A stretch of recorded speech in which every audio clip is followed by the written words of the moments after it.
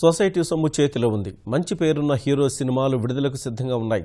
ఆ సొమ్ముతో సినిమాలు కొనేసి లాభాలు ఆర్జించవచ్చని ప్రణాళిక వేశారు.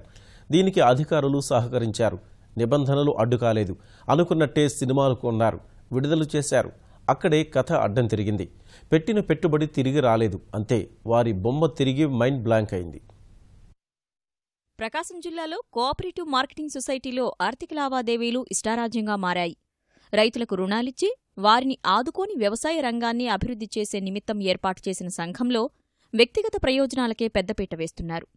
సంఘం ప్రధాన ఉద్దేశాన్ని పక్కనపెట్టి అడ్డగోలుగా సంపాదించిన నిర్వాకం అందర్నీ ఆశ్చర్యపరిచింది.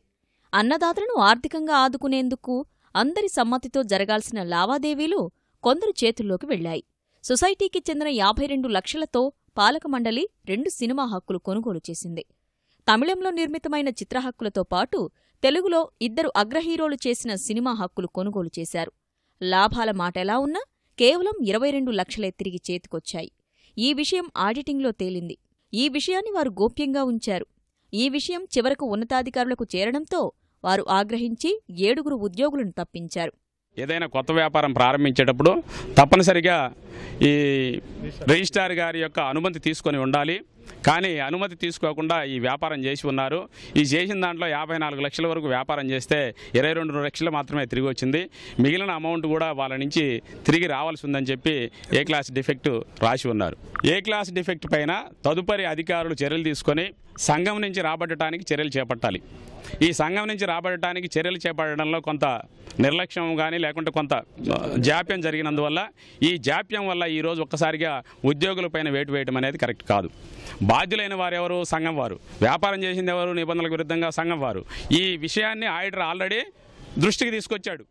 వ్యవసాయ పరపతి సంఘాలు కానీ వ్యవసాయ అనుబంధ సంఘాలు కానీ ఏవైతే ఉన్నాయో అవి ఏవి కూడా రైతుల యొక్క ప్రయోజనాల కోసం, రైతుల యొక్క అభివృద్ధి కోసం వ్యాపారాలు చేయాలి తప్ప ఇటువంటి సినిమా వ్యాపారాల్లోకి వచ్చేసేసి, ఇటువంటి స్పెక్యులేషన్ బిజినెస్లోకి వచ్చేసేసి, దీంట్లో ఉన్న అమౌంట్ని వచ్చేసేసి తీసుకెళ్లేసేసి ఎక్కడో చోట లాటరీ సిస్టమ్ టైప్లో వచ్చేసి పెట్టేసేసి వ్యక్తిగత ఇష్టాలకు అనుగుణంగా వ్యాపారాలు చేయడం అనేది కరెక్ట్ కాదు.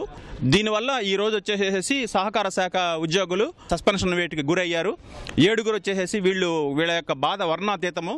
రిజిస్ట్రార్ అనుమతి లేకుండా డబ్బులను సొంతానికి వాడుకోవడం విమర్శల పాలైంది. పాలక మండలి అనాలోచిత నిర్ణయంతో 30 లక్షల నష్టం వాటిల్లింది. ఈ ఘటనలో సీనియర్ ఇన్స్పెక్టర్ సహా 6 సహాయ రిజిస్ట్రార్ల స్థాయి అధికారులపై వేటు పడింది. పాలక మండలి తప్పిదాలకు తమను సస్పెండ్ చేయడంపై ఉద్యోగులు ఆందోళనకు దిగారు. వేటుపడిన వారికి మిగిలిన వారు సంఘీభావం తెలిపారు. 2014-15 సంవత్సరానికి ఆడిట్ చేసేటప్పుడు 2 చలనచిత్రాలు కొన్నట్టుగా గుర్తించాను. నాకు ఆశ్చర్యం వేసింది. ఈ చలనచిత్రాల వ్యాపారం ఏంది, సహకార సంఘాలు చేయడం ఏంటి అని. సరే, దాని విషయం చూస్తే 54 లక్షలు దాని మీద ఖర్చు పెట్టినారు.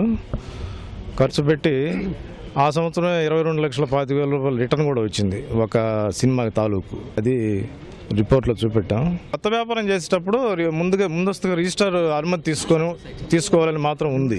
Bylaw number 39.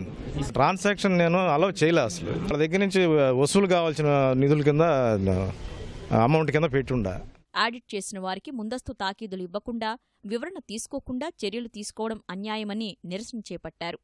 మొత్తానికి పాలక మండలి వ్యవహారం సినిమా కథను తలపిస్తోంది. ఒక్క సినిమాతో లాభాలు ఆర్జిద్దామనుకున్న వారు నష్టాలు చవిచూశారు. కథ అడ్డం తిరిగి అబాసు పాలయ్యారు.